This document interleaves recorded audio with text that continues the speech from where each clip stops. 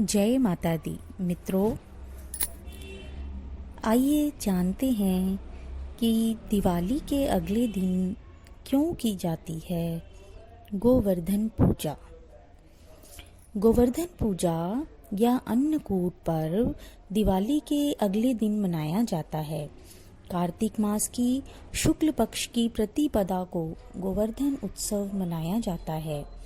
इस दिन लोग घर के आंगन में गोबर से गोवर्धन पर्वत का चित्र बनाकर गोवर्धन भगवान की पूजा करते हैं। इस दिन गायों की सेवा का विशेष महत्व है। इस दिन के लिए मान्यता है कि भगवान कृष्ण ने वृंदावन धाम के लोगों को तूफानी बारिश से बचाने के लिए पर्वत अपने हाथ पर उठा लिया था। तो चलिए जानते हैं इसकी कहानी।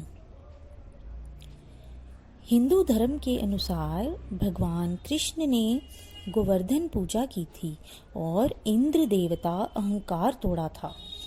इस दिन भगवान श्री कृष्ण ने इंद्र की पूजा की बजाय गोवर्धन की पूजा शुरू करवाई थी।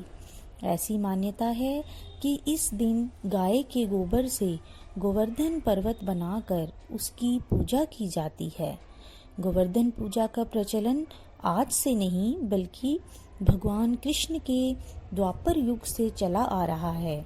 द्वापर युग में पहले ब्रजवासी भगवान इंद्र की पूजा किया करते थे, मगर भगवान कृष्ण का तर्क था कि देवराज इंद्र गोकुल वासियों के पालनहार नहीं हैं, बल्कि उनके पालनहार तो गोवर्धन पर्वत हैं, क्योंकि यही ग्वालों के गायों को चारा मिलता है जिससे लोग दूध प्राप्त करते हैं। इसीलिए भगवान कृष्ण ने गोकुल वासियों को कहा कि हमें देवराज इंद्र की नहीं बल्कि गोवर्धन पर्वत की पूजा करनी चाहिए। भगवान कृष्ण ने कहा कि गोवर्धन पर्वत तो हमारे सामने है, हमें इतना कुछ देते हैं, लेकिन इंद्र को तो हमने देखा भी नहीं, और अगर हम उनकी पूजा ना करें तो वह नाराज हो जाते हैं। उनकी बात मानकर सभी ब्रजवासी इंद्र की जगह गोवर्धन पर्वत की पूजा करने लगे। देवराज इंद्र ने इसे अपना अपमान समझा और प्रलय के समान मूसलाधार वर्षा शुरू कर दी।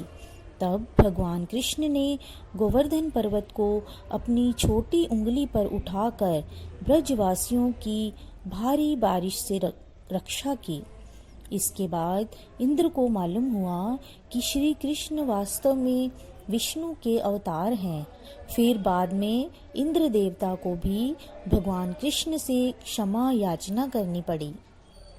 इंद्रदेव की याचना पर भगवान कृष्ण गोवर्धन पर्वत को नीचे रखा और सभी ब्रजवासियों से कहा कि अब वे हर साल गोवर्धन की पूजा कर अन्नकूट पर्व मनाएं।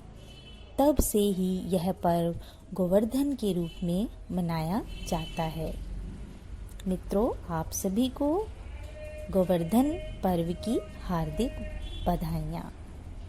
धन्यवाद।